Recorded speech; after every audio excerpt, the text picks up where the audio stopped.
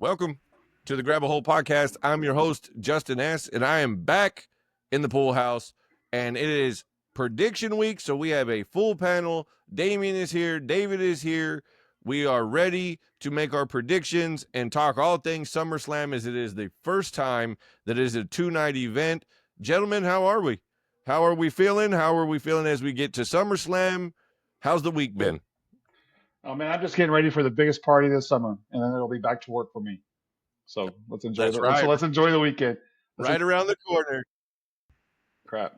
Last free weekend before we're back to work. Back to the grind.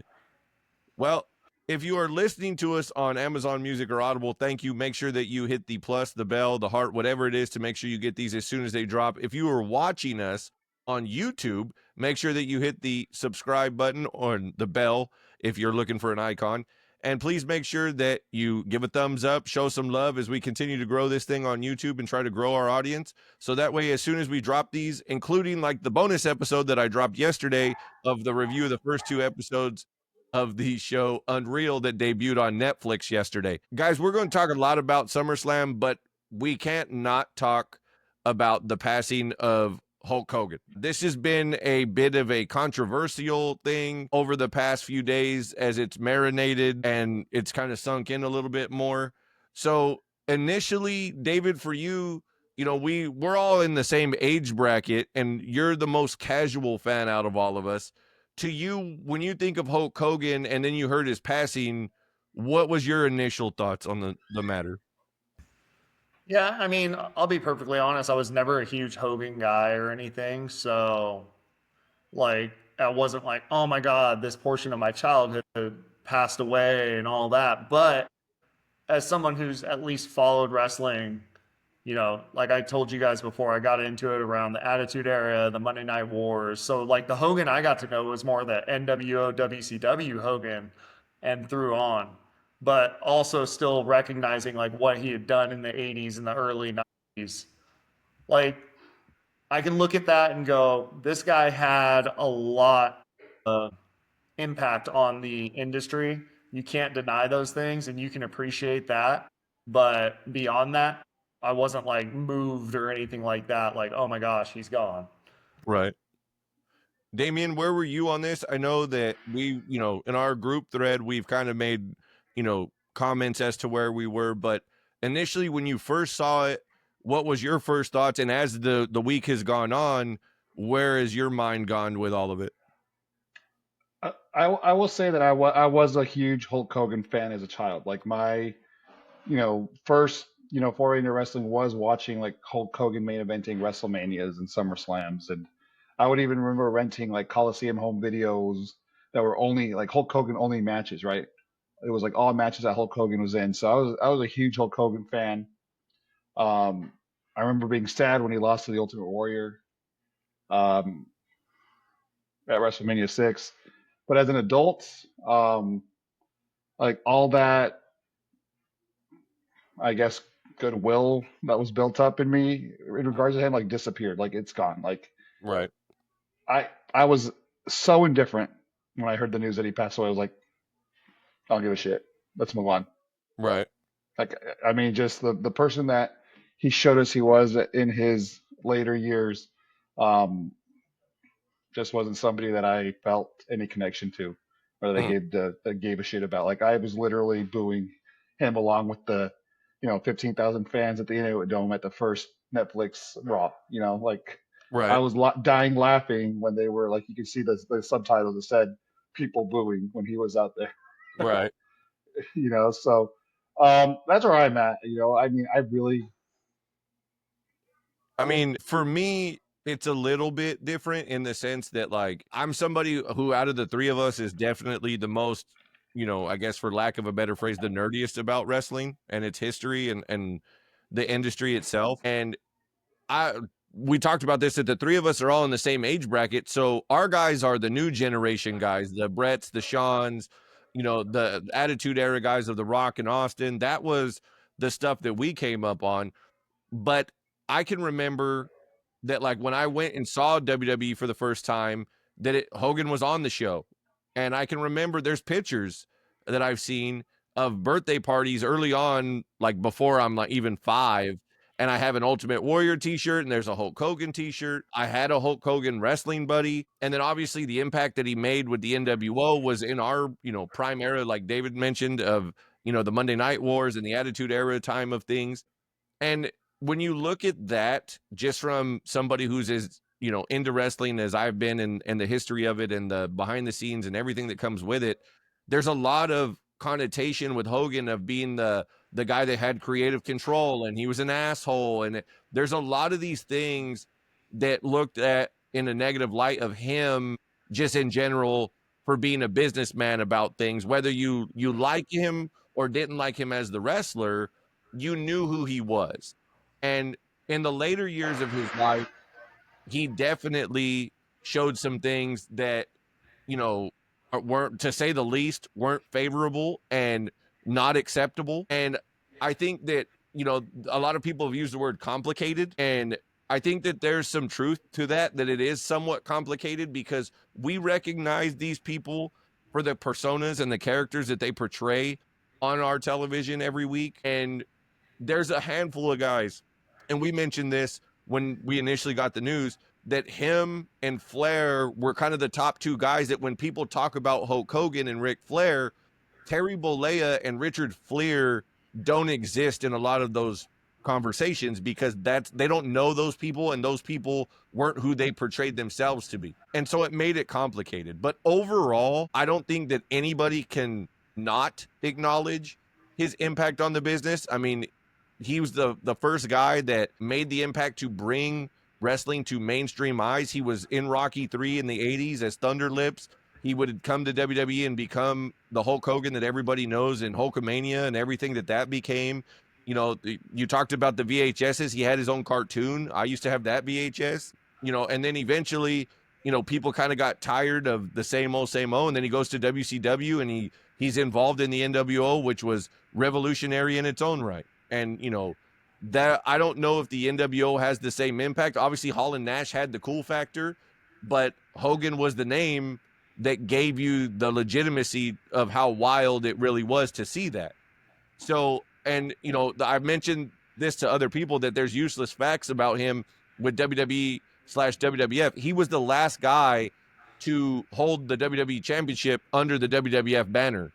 So he beats Hunter at a Backlash after Hunter wins the title at WrestleMania 18, and he's the last guy when they switched to WWE, which made him the first champion under the WWE banner. So there's little things like that on top of his big impact, but I don't think that anybody's wrong for having the animosity or the ill will feelings of, like, I don't like who he was. And when we realized who Terry Bollea was in his later years. But I will say this, and this is something that I want to be known across the board. Regardless of whether or not you loved him as the character or you disliked him as the man, please understand that 2 things. 1, and I've said this before, this is an art and it's subjective. And so there's a lot of people that may like something and other people may dislike it. And it's perfectly okay to agree to disagree. That just because my view on things is different than your guys' views on things doesn't make me any more right, doesn't make you guys any more wrong, or vice versa. So being able to say, well, I liked Hogan, and somebody goes, well, fuck that piece of shit.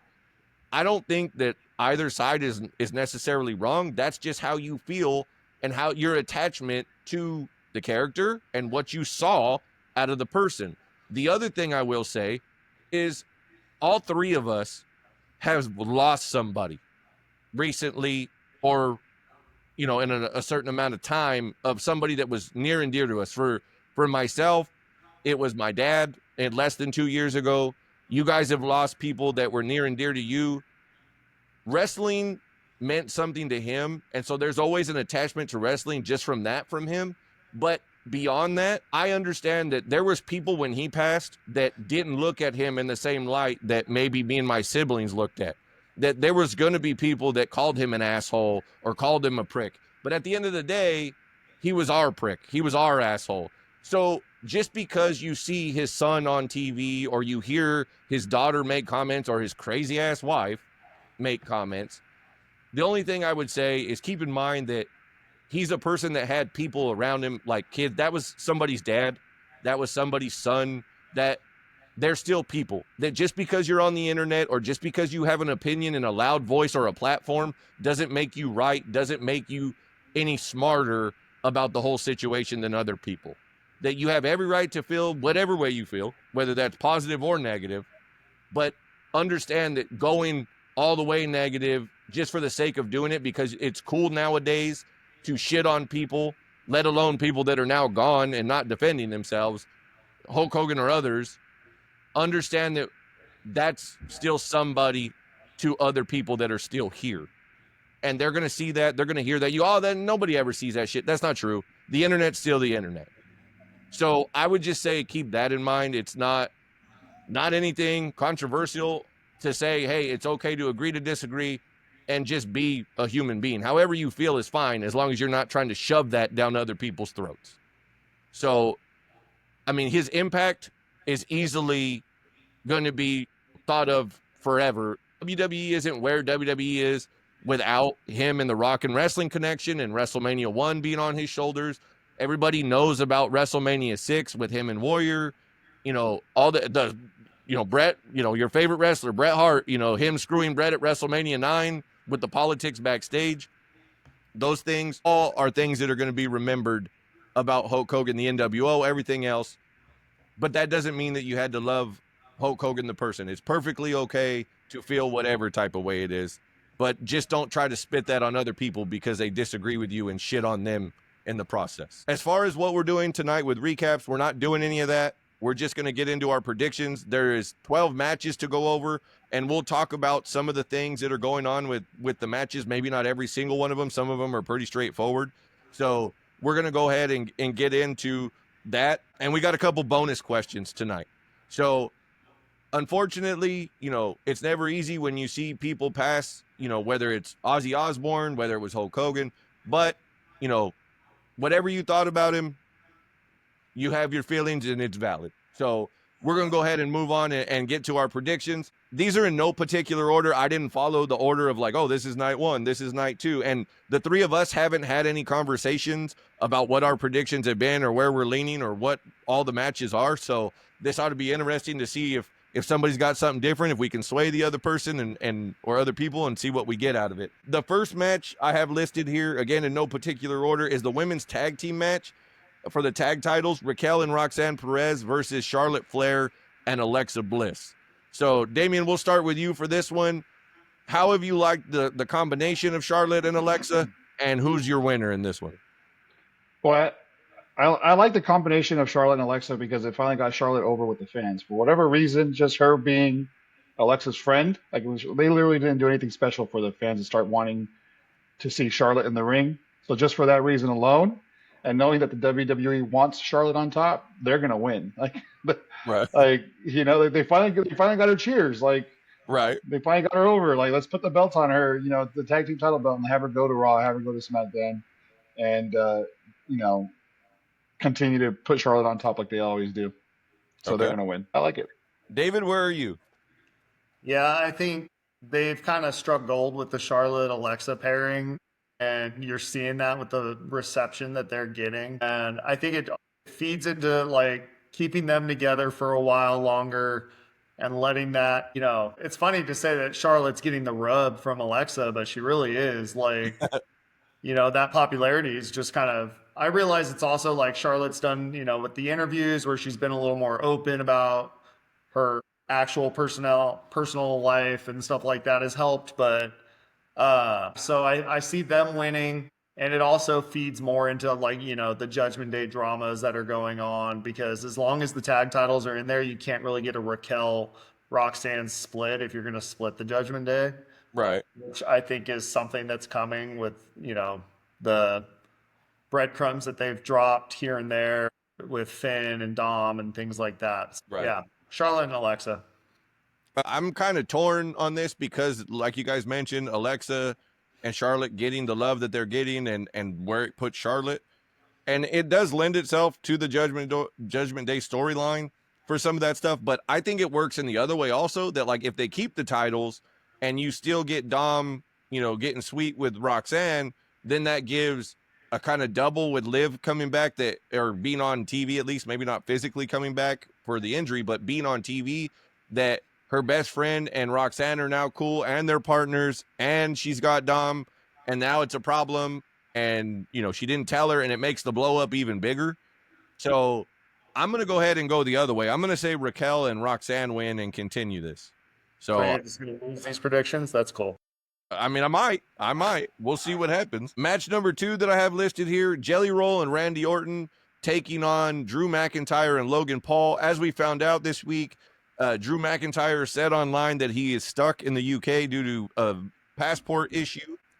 You would think, as we were talking about off air, that like it seems pretty simplistic to fix, but I mean, I guess not. A, if he is not there, who do you plug in? And B, regardless of who's there, who's your winner? We'll start with David this time. Well, I know that we've already seen The Miz cut a promo on social media, lobbying for that spot. And with his history with Logan Paul and all that stuff, it makes sense. It's not exciting. It's definitely not something you want on a SummerSlam, paper or PLE with star power, just because his star is faded considerably. But I could see why they would go there, because honestly, I don't think the result's going to change anyway. I think that you're going to get a Randy Orton Jelly Roll win. It's the biggest party of the summer. People want to feel good. It's a feel good type win and things like that. Something to just kind of give the fans a little bit of what they want. And I think Randy Orton pinning Logan Paul doesn't really hurt anybody in that scenario. Logan's not consistent enough yet to really have to worry about a long run or making him look strong or weak, etc. Okay. Yeah, no, I got Jelly Roll and Randy Orton also, but I think that Jelly Roll is going to be the one to get the pin. I don't think that Orton gets the pin. I think it's Jelly Roll that gets the pin. Like you said, it's the feel-good moment. He has that big deal there. I assume, I'm just guessing, that they're going to let him do the RKO. It seems like a simplistic enough finisher for a guy like Jelly Roll to hit. So he'll use like a version of the RKO, and he'll get the pin. Isn't he using the Boss Slam or whatever? Big Boss Slam? Well, the Black Hole Slam, the former Big Boss Man move, with also a business move. That's what he hit on Logan, which I could definitely see them using it, but we'll see what happens. I mean, he did it to him, but they didn't say like that's his finish. They just said that that's what he hit him with, other than a shoulder tackle. So maybe it is. And I mean, I could see them, because they use that could be a setup for a false finish if he does hit it in the match. So it could be interesting, and that his actual finish is going to be something that's more of a surprise that catches people off guard. So I'm also going to go with Orton and Jelly Roll. Damien, who do you got in this one? And who would you have plug in if Drew can't go? Yeah, first of all, I want to say that I really enjoyed the build to this match. I didn't think I would, but kudos to Jelly Roll. Like the promo that he cut the other day, I guess it was Friday, was like on point. It was really good. I kind of liked the song that he came out with, basically saying he's Logan Paul's daddy. I mean, he was a little, sloppy. Didn't look great when he was, he was doing the Dusty Rhodes punches, and then the slam. Other than that, I mean, it's kind of what you expect out of him. Didn't expect too much as far as ring work goes. I mean, he come in, hit it, hit some punches, hit one or two big moves, and get back out of the ring. But I don't know if it's as good a feel good a moment as we think it is. Like, it's New York City, it's New Jersey, right? They're in New Jersey technically. Yeah. Like, it's not necessarily like country music central. It's not Nashville. Right. Like how many? I mean, I don't know. Like, I know who Jelly Roll is, but like I don't know his music at all. And I'm not against country music. If it's on, I listen to it. It's just not me. So I don't know how many New Yorkers are going to be sitting there like singing along to the Jelly Roll music.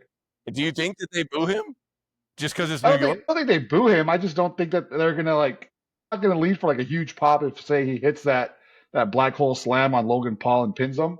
Uh-huh. I don't think it's going to be like a huge pop or a huge moment. I think the big moment would be like Randy Orton hitting RKOs out of nowhere, getting the pin and winning that way. So just for those reasons, okay, I can see this one going the other way. I can see Drew McIntyre and Logan Paul winning to continue a McIntyre Orton feud, like a serious feud without those two guys. So is that your official pick? Yeah, I'm gonna go with Paul and McIntyre. I think Okay. Jelly Roll could take a pin. I think Logan Paul can pin Jelly Roll. I don't think it's that big a deal. I think it'd be different to get a celebrity to like That's that to come willing in to take it, and the loss and like that. he says he's a fan. So if he's really a fan, he'll use it to put somebody over. That's what He'll a do real the fan would honors. do. Uh-huh. Fair enough. All right, the next match I got listed here for the Women's WWE Championship, Jade Cargill taking on Tiffany Stratton. There's a part of me that was like, this, 6 months ago would have been a match I was dying to see because I wanted to see how far along Jade is. Tiffany's running hot. It's great. But I feel like at this point, Tiffany's kind of whatever this version of mean girl character that she claims she's running, I feel like has run its course as a baby face and a good guy. So I'm going to go with Jade. They need to shake something up. Jade's presentation is like just from an aesthetic standpoint is phenomenal. And if she's gotten better in the ring, she's done really well in this storyline with Naomi to come across as a fucking badass. And if they can continue to help that with who she works with beyond this, put the title on her. Let's see what it does. Let's see how she handles it, and let's see what happens. So I'm going to go ahead and go with Jade this time in this match. Who do you got, Damien? I got Jade, but I just want to say I feel like this match lost a lot of interest as soon as Naomi cashed in her Money in the Bank on the Raw champion. Okay. Like the Naomi kind of hanging over this match, like I think everybody expected, a cash in to turn this one into a triple threat, or Jade winning and then Naomi cashing in on Jade, Right. To that further sort of thing, to Right. further that story. I thought that's where they were going, and I think that once you remove Naomi from the picture, and it was just like there was no story between Jade and Tiffany. Like Right. there's no connection there. There's nothing there now. Right. It's just a match for the championship because she won Queen of the Ring. So I'm not too interested in the storyline, but I will say I'm ready for a shakeup. I think they desperately need a shakeup. Tiffany's not a face. I think they made a really big mistake turning her face. I think they had to because people were booing Charlotte. Or I think she was turning before that, right? She turned with Nia. With Nia, she turned on Nia. I don't think that they needed to go full face with her, or they tried, and she's not that character. She walks around with resting bitch face all the time, like when she's walking down the hall, right? They show her on camera, and she just looks pissed off. Like she doesn't smile at the camera. Like that's what your face needs to do is smile at the camera. She doesn't do that. She's not very camera friendly. I'm not saying that. She's not like happy camera friendly. Yeah. But. Something needs to happen here. If Tiffany retains, she has to go like dastardly heel, right, to retain. I don't know if that happens. I think they didn't bring Jade over to lose at SummerSlam to Tiffany Stratton, so Jade's definitely going to go over here and at least push something forward, hopefully with Bianca Belair into the new year for the rest of the year. David, where are you at with this one? Like smart money says to go with Jade just based on like you guys all both made good points about that. The only thing I'm wondering is could WWE get more out of, a Jade Bianca feud? Right.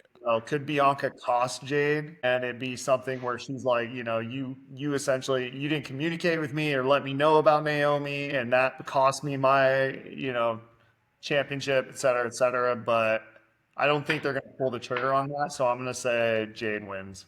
I thought about that, but I think for after Jade's the champion, that's the story that you tell.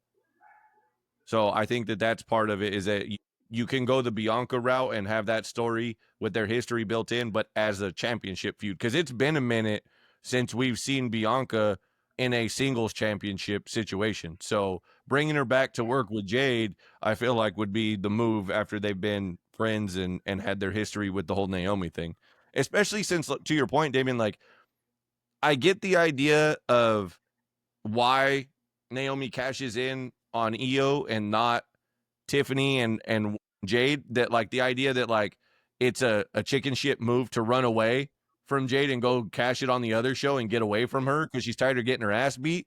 But I don't think they did a good enough job of explaining or putting her in that position of that.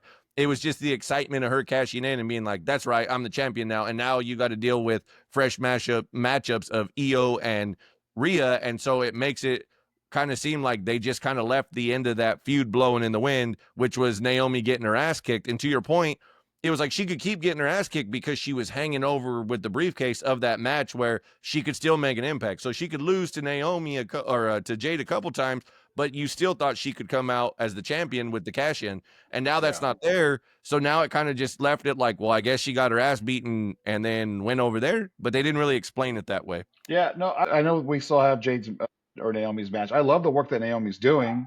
I just don't like her in that other feud either. Like it kind Yeah. of ruined two matches for me. Like her hanging over the Tiffany Jade match felt like a bigger deal. Like it was like something that we could look forward to at SummerSlam. And then Right. throwing her into the match with like Io and Rhea almost kind of ruins that match. But I'm assuming, I mean, they're going to do a big payoff between Rhea and Io at some point. They're Right. definitely telling that story that Rhea can't beat Io. Yeah, they Io keep just called bringing her that out, up. anyway. Yeah. And we'll talk about that. But they ruined that kind of but I guess maybe they're just delaying that for down the road. So, but it kind of gives me a little less interest in both matches, even though I really love the work Naomi's doing. Right. But it just feels like she doesn't fit into that storyline. So anyway, Well, Jade let's go ahead. wins. Okay, let's go ahead and go into that match. To your point about Naomi, do you feel like it's a disservice to Io and Rhea for the match that they, we've seen them put on that was going into that when they got cashed in on, and also the fact that we saw them at Mania in a triple threat also, it was just Bianca instead of Naomi and was a hell of a match. So do you feel like, well, they had success, so they're just running it back and plugging in a different person? Or do you feel like, well, no, the story makes sense, and so you do the triple threat match, and like you mentioned right now, you save the Rhea can't beat Io story for down the road? Yeah, I mean, I don't know why they decided to do it that way. Like, I don't know. Like, it might be a really good match. It might be the match of the night, right? Like, Yeah, and I mean, potentially. I mean, the WrestleMania match was, and Naomi's really good as well. So, I mean, it might be the match of the night. I mean, it might steal the show. You never know because Rhea and Io are so damn good, right? And Naomi's not far behind. So, I just don't necessarily like her over there on Raw. I feel like she's gonna win so she can lose to Stephanie Vaquera in France. Okay. Like, I feel like that's what's happening. So, like, it's like, oh man, you hate to see her have a short title reign, but, um, yeah, I mean. So Are we you got making predictions on that match? I got yeah, Naomi winning. Yeah, I got Naomi winning. Io or Rhea Ripley hits the Riptide, and then Naomi comes out of nowhere, knocks her out of the ring, covers Io. Okay. David, where are you on this? You got Naomi also, or you got somebody different? Yeah, I mean, it's hard to say. Like, you don't see him taking the title off of Naomi so quick after the cash in, but it leaves the question in my mind, like, where do you go with Rhea and Io both, who are like stars? Do you push them over to the SmackDown brand, or at least one of them, just to kind of give them a fresh start? And Right. if Jade wins, you get a Rhea Jade maybe, where you can have a rivalry there if it's not going to be a Bianca thing, where it's like equal stature almost. You know what I mean? It's just, God, the women's division is so deep. It's so crowded up top. Like, where do you put all these, different people and give them meaningful storylines consistently? Because they're not going to bump Rhea down the card, right? Like, she's the it girl in WWE right now. Yeah. So she's a main eventer or Right. something along those lines every time. So, but yeah, I mean, ultimately, you don't use a cash in like that and then have Naomi lose her first, real title to defense, So I got to go Naomi. Right. Okay. Makes sense. You got Karrion Kross. What was your pick? Is your pick Naomi? Oh, I got Naomi too. It doesn't make sense. Like David said, like you don't just put the title back on either Rhea or Io and just go, okay, run it back again because Rhea hasn't beat her. I just don't think that that's what they do and just kill Naomi that way after the cash in. So, and to your point about Vaquer in Paris, I mean, it makes a lot of sense. They are doing the Crown Jewel match in Australia. Maybe that's where Naomi and Jade get a blow off as maybe face off against each other one more time, and they end the story there. That makes sense. The next match I got listed here, Kross versus Sammy. There's been a stipulation at it, is what I read, that if Sammy loses, he has to get on the mic and say Kross was right. I'm going to go ahead and I'm going to step out. I'm going to go with Kross. Kross needs the love. Sammy can take losses, and this only builds Kross if he gets Sammy to say that. So I'm going to go with Kross on this one. So who do you have in this one, David? Is Cross signing a new contract? That's yet to be determined. They're keeping that tight, but he's getting ready to drop part 2 of his documentary on YouTube very soon. I'm going to say, like, storyline, it makes sense for Cross to win. That way they can go into a third, like, it's 1-1. I mean, if you're going to do 2 matches between these guys, both on PLEs, it makes sense to have each one win one and then have a final blow off, whether it's a Hell in a Cell or, some sort of a real stipulation match, to get a little more extreme, and that's where you can see Right. like Sammy's dark side come out with something like a no DQ or whatever. So I'm gonna say Cross wins. Okay. Damien, where are you on this? I'm gonna go Sammy. I think Sammy wins 2-0 and the feud moves on to do something else. You don't think that it hurts Cross? Yeah, but who cares? Like, I don't think that the WWE's fully behind him as far as his matches aren't great. Like, I know he's getting a lot of response from fans and he's doing a lot of great promos on social media and stuff like that. But I don't know if I know I think he's a Triple H guy. I think Triple H likes him, and he brought him back as soon as he could. But he's put him in spots to succeed, and it just, I don't know. I don't feel like I other than just the fans that really getting behind him for whatever reason. I don't know. I don't see it. I don't think he's being Sammy. Don't you think, like, if he picks up a win or comes out of this feud looking stronger, you can push him into like the IC title picture, and he can revisit the thing with AJ Styles, or he can get in it with someone like Dom and be more of the face in that scenario. Like, I see where they can go with him if he comes out looking strong against Sammy. Right. Now I see him maybe going back to SmackDown and maybe doing something with Priest or Aleister Black or kind of along those lines. I don't really, and doing their spooky shit. They can do their spooky shit together. I don't see him getting into a title shot, like a title picture with like Dom and AJ there and whoever else they're going to put into that mix. I don't see it. Okay. Well, speaking of Intercontinental Championships, the next one listed here, Lyra Valkyria taking on Becky Lynch. This one is going to be no DQ, no count out. And if Lyra loses, she can't challenge for the title as long as Becky is the champion. I would find it hard pressed if it's straight up that Lyra loses at this point, because Becky doesn't need it. It only hurts Lyra to lose again in this fashion and not be able to challenge for it. But if Bayley is somehow involved with this, Damien, you've kind of persuaded me. And then after I saw her comments on Raw, that idea of her snapping and losing her shit, excuse me, I could see her being involved. And it's obviously, it doesn't matter because it's no DQ, so it doesn't hurt the match. And she can cost Lyra, and now they're off and running with their own shit, and Becky goes a different direction. So, I mean, I could see them doing something like that. And if they want to build Lyra, the idea of that, like, she's, she overcame Becky and Bayley, and that bullshit, and it still comes out with a win, I could see that also. So I'm kind of torn, but just for the sake of something different, I'm going to go with Lyra here. So, David, where are you on this one? I think they got to go Lyra. It just makes sense, even with a Bayley interference possibly, or run-in or some sort. I think it's more likely that Bayley maybe attacks after the match or shows up after to like kind of declare new intentions or kind of a new persona or something, which I think we all kind of feel like is coming. Right. But yeah, I think Lyra's got to win here. Otherwise, it really, like you said, it hurts her more than it hurts Becky. At this point, Becky can go do anything and be fine. But Lyra needs something more substantial. So I'm going to go Lyra. All right. Damien? I am going to, I guess it's not much different. I'm going to say Bayley definitely interferes in the match. I think she comes out and just beats the shit out of both of them. Okay. And then leaves. And then somebody, crawls over, hits a finisher, and wins the match. I also wouldn't be mad at Bayley maybe bringing back a former member of a group that she was involved with.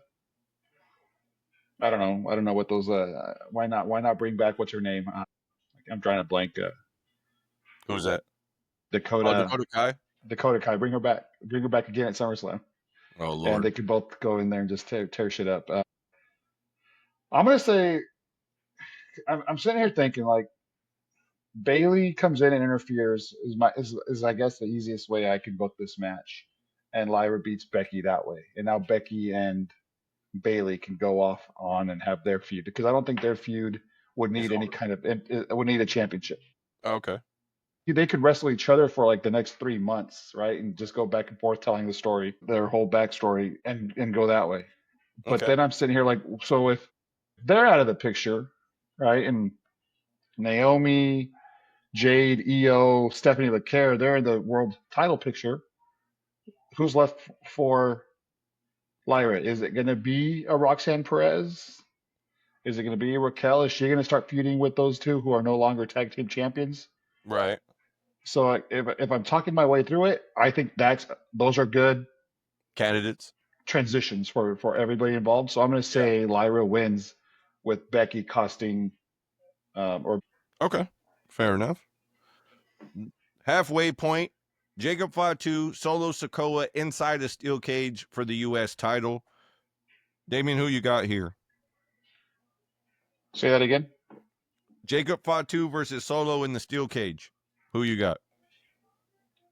Solo's going to win. It's a steel cage, right? It's meant to keep people out, but Right. it's going to get people from escaping the people that could jump in the cage. So I'm going to say Jacob doesn't need the U.S. championship. He can lose this match, with Solo getting the help of other members of the family tree, and they both go on. Solo's been doing a great job as champion. He needs a championship belt to kind of solidify him as the tribal chief, as the leader of that group. So I'm going to say Solo wins. Okay. David, who you got in the steel cage match? Yeah, I think that's a match where you're going to see maybe some crazy spot from Fatu at some point, jumping off the top of the cage, hitting not necessarily Solo, but maybe members of that MFT. So you're going to get like a highlight moment, I feel like, but I still feel like Solo's going to get the win. Okay. I agree. Like, I think Solo and the MFTs need it. Otherwise, they're pretty irrelevant as a group with no title and all that stuff. Like, where do you go from there? So logically, I got to go Solo. I'm going to go with Jacob, and I'm going to say it's because of a returning Tama Tonga and choosing to side with Jacob rather than the rest of the family. So I'm going to say that he gets the title back. People want to see him with the championship. I agree. Solo's done good work. I think that it does help him to have the title, but I think they're going to introduce Tama back into the fold. He'll be sided with Jacob, and this will continue on. And it hurts nothing to have the title flip back to Jacob. I mean, it's a championship. He can keep it going. Even if they flipped it back and forth another time after that as the blow off, it'd still be more interesting than what they did with LA Knight twice. So I'm okay with it, but I'm going to pick Jacob and a returning Tama Tonga to help finish the job on that one. Next, I have listed the TLC match, which is 6 teams deep for the SmackDown WWE Tag Team Championships. I feel like this is going to be crazy. It's going to be a lot to keep up with. Obviously, it's going to be lots of spots, lots of craziness, and I think crazy favors the Wyatt Six. So I'm going to say the Wyatt Six retain in this one. David, who are you running with in the TLC tag match? Yeah, I mean, I want to see Andrade and Phoenix win it. I don't think that's going to happen. That's who I'd like to see. I just like watching them as a tag team. I thought that, the last few weeks they've looked really good. It's been exciting. It's been kind of fresh, but yeah, I got the Wyatts winning this one. I mean, the numbers are in their favor, right? Like they've got 3 extra members that can have a say in how this turns out, Right. get involved, whereas nobody else really has those kind of numbers. It's a numbers game, right? So statistically, you got to go Wyatts. Okay. Damien? Why? I don't know. I mean, the Wyatt Six, they never struck me as a group that needed some sort of tag team titles to make them relevant. The Profits, I'm trying to think my way through it. I'm almost ready. I don't need a breakup, but I'm ready for a Montez Ford, solo run. I'm gonna say Andrade And Phoenix? Phoenix, because I think they can take those tag team titles down to Triple Mania. What is it, next week or 2 weeks from now? I think it's And 2. do something while they're holding the tag team titles at the Triple Mania show. Okay. Or they can just take the AAA tag titles off of Los Garzas. I mean, they could do. I mean, I imagine they'll do some sort of a maybe triple threat or something, or another fatal four-way type match down there that includes both those tag teams, and neither Okay. one has to win. Okay. The next match, another tag match, Roman and Jay taking on Bron and Bronson. I'm going to go with Roman and Jay. I don't think they're going to make Roman lose. I don't see it would make sense for them to lose because it makes Bron and Bronson look stronger. This build has been sloppy from Roman's promo situation to what seemed to be, in my opinion, Bron getting lost in his promo a week before that. But I think that, again, biggest party of the summer idea, the happy feeling of the summertime version of WrestleMania, you're going to have Roman and Jay pick up the win, in my opinion. So who do you have, Damien? Is this on night 2? I'm not sure. It's night 1. Um, I want to say, I mean, how many matches can have run-ins and interferences, right? I want to say we're introduced to a new member to Of that whatever group? the little poly alliance Uh-huh. group that they have going on over there, and that's how they use. Alliance. But Roman's taken a lot of L's lately. You know, in big matches. I mean, I think he's lost his last 2 WrestleMania matches. He's got to win at some point. I think I'm going to say Roman and Jay win, and then on Monday night we're introduced to a new member of the group. Okay. David? I am gonna go with the bronze. Okay. I think, Roman is supposed to leave, right, and go film Street Fighter or whatever soon. So Right. I think he's willing to take pins at this point in his career to kind of build up the brand and build the business because, he's talked about having not a lot of time left in WWE before he walks away. And so, like, I feel like that's why he's been so willing to take these pins and losses to kind of elevate other guys. Uh-huh. So that way Jay doesn't take a pin. I see Roman taking a pin, so Jay doesn't take the pin and look bad. I wouldn't be surprised if there is like a new member that kind of comes out and helps with it. That way it doesn't make them just look straight up weak or anything. But I think people want to back Braun Breaker too as like a big bad. So it would be good for him. I could see Braun Breaker getting the pin over Roman. Okay. Fair point. Intercontinental men's title, Dom versus AJ. David, who do you got here? This is tough. Like, Right? It's easy. It's easy. It's easy for you, but we've seen your prediction scores, so I'm gonna go Dom. Okay. Dom's gonna win. I mean, whether it's legitimate or not, I don't know. Like, I want to say that, like, I don't think Finn shows his cards yet and like full on screws Dom or anything. So I'm not saying Dom just beats AJ straight up clean. There's going to be some sort of shenanigans involved, but yeah, he's going to end up walking away still Okay. the IC champ. I got Dom also. Damien, you tell me if you think this in your prediction. Did they kind of tip their cap a little bit by sending him to the AAA show and getting involved with Vikino and their championship? Yeah, I think they did. I think not only that, there's 2 reasons why it's Dom. I mean, they tipped their cap. He's going to walk down there looking strong with the IC title coming off a win at SummerSlam. I don't think he's going to win the AAA championship, but he'll look a lot stronger walking in with the belt. And also, I think this is going to be the first match. I think they're going to run it back in Paris, and I think that's where AJ Styles wins it. If you remember the huge ovation, the huge chants that he got last year in Paris or France. Are they not in Paris? Are they? They are in Paris for Clash, but that's not where they were when that happened. Yeah. So I will say that I think that's where AJ wins and gets to that moment there. Okay. So those are my 2 reasons why I think it's Dom. Triple Mania, he's going to go down there with the belt, and I think it makes sense for them to run it back. I can even say AJ showing up to Triple Mania to cost Dom, right? So if the Judgment Day costs him here, I can see him going down there and taking Dom out of the match, and they said, "Let's That would make the it fun. matchup in front. Yeah, I think that would be really fun. Like if AJ Styles showed up in Triple Mania, like what the hell? He's here and he costs down the match. Like Yeah, that'd be a lot of fun. I like that. The two main events, we'll start with night one, CM Punk versus Gunther for the world. It led to Damien. Heavyweight championship, Gunther versus Punk. Does Punk get his moment or does Gunther continue and we move on? Because this is now back-to-back months where Punk finds himself in a championship match. So he loses to Cena in Saudi, and now he's got Gunther in New York. If they're going to give him a championship in this final run, I feel like it's going to be now because it gives you the opportunity, whether it's at SummerSlam or down the road with Seth, for this to make that even farther because we know that that's not completely over yet. So I'm going to choose Punk because of what's left after Gunther for Punk and Seth. So I'm going Punk.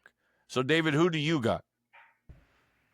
I think it's going to be Punk. I do think, he's bided his time, so to speak, and, had a lot of good feuds. He's done a lot. Like, I think he's built enough equity outside of just being himself. I'm saying, like, with the work that he's done since he's come back. Yeah.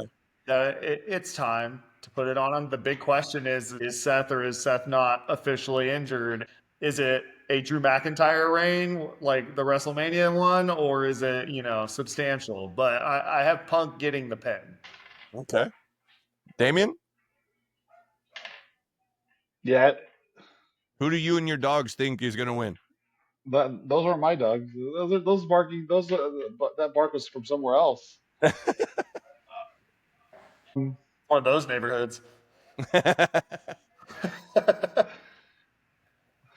All my dogs say CM Punk is winning. Okay. I mean, I think we were shown that he was so close to winning the Royal Rumble and winning at WrestleMania against Gunther based on the Unreal show on Netflix.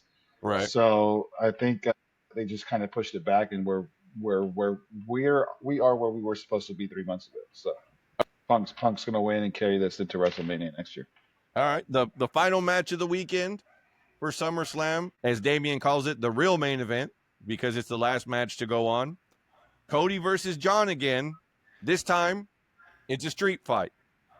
Damien, who do you got?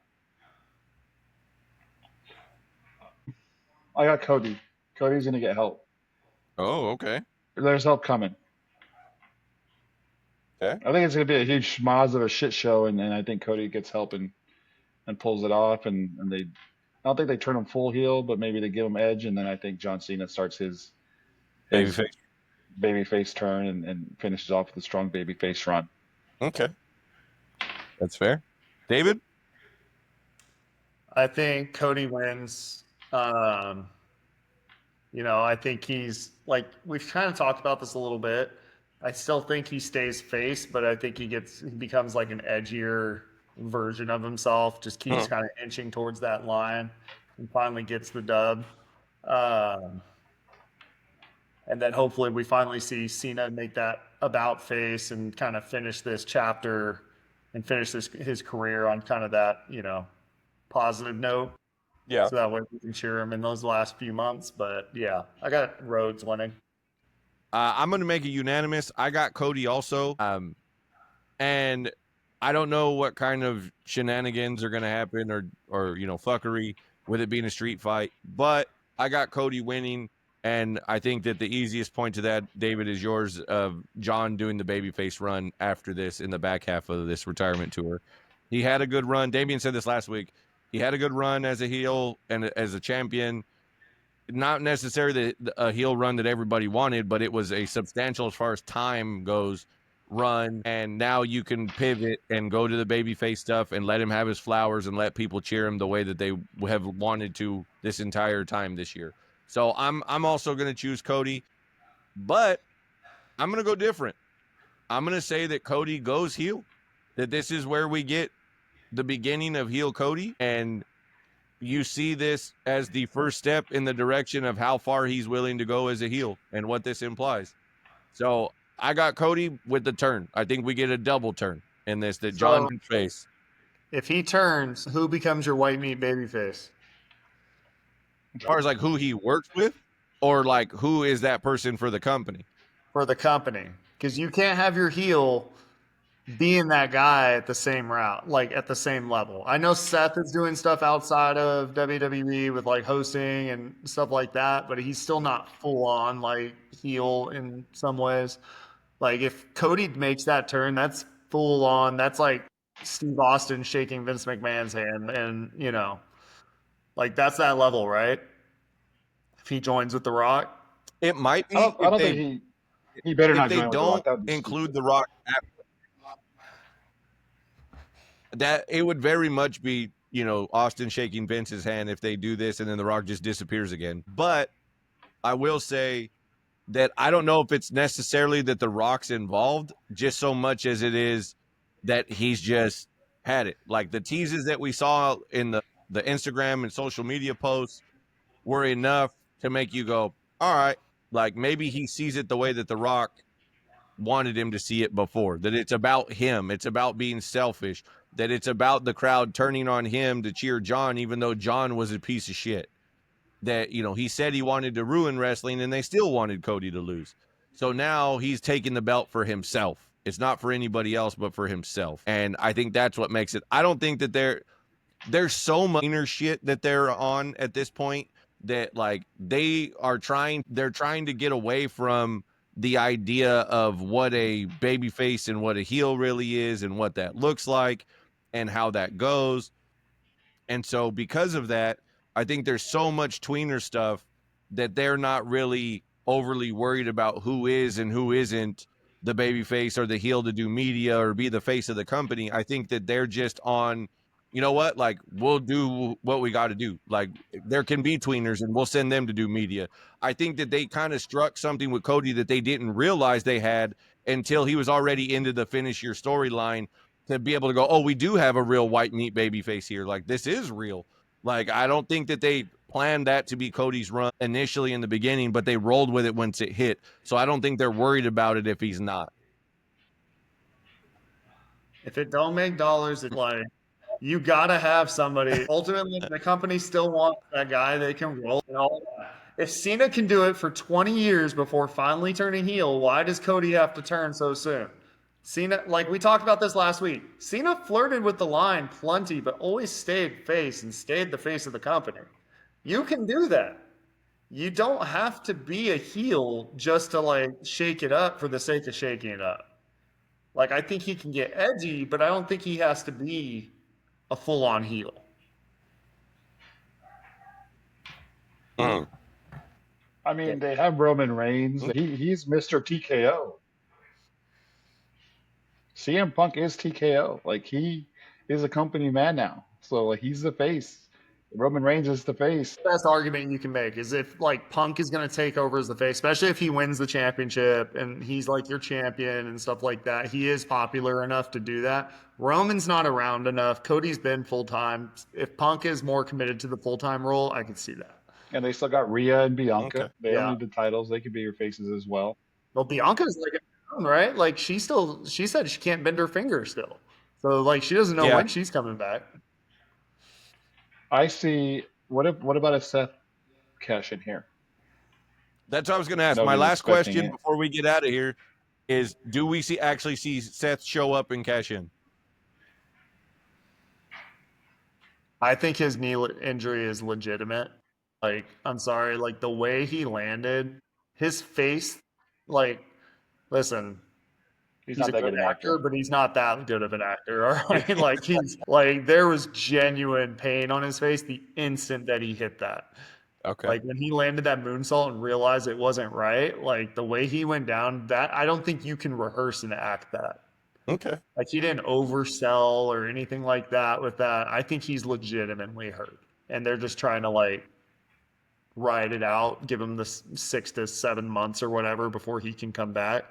What I would like to see is like his music hit during the CM Punk Gunther match, and that cost CM Punk like, but he doesn't come out. Like just that swerve, and then Gunther hits him, catches him in a sleeper hold or something. That would be great. Cold-blooded. Well, those are our predictions for SummerSlam. It's the first ever 2-night event, Saturday and Sunday. The kickoff shows begin at 3 o'clock Eastern. So there's going to be there's going to be a lot of content for the weekend. We're looking forward to seeing how it goes. I'm sure it'll be full of big moments. It'll be full of things that, everybody's looking forward to. Crazy spots, lots of madness.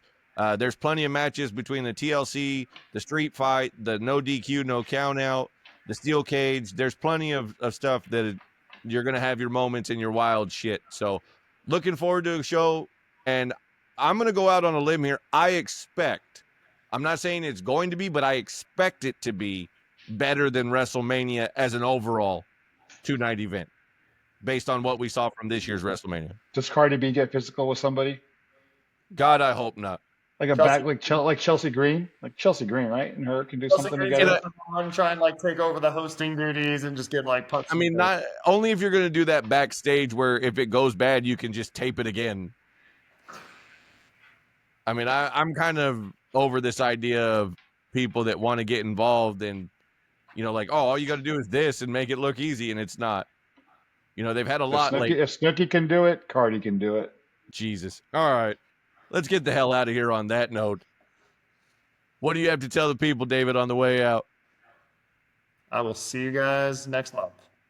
Damien, what do you have to tell the people on the way out? He's back on his Roman Reigns bullshit. You got to say it. You can't just do the gesture. You got to say it. I got settled. I got nothing. There you go. We'll see you guys next week for another episode of the Grab a Hold podcast.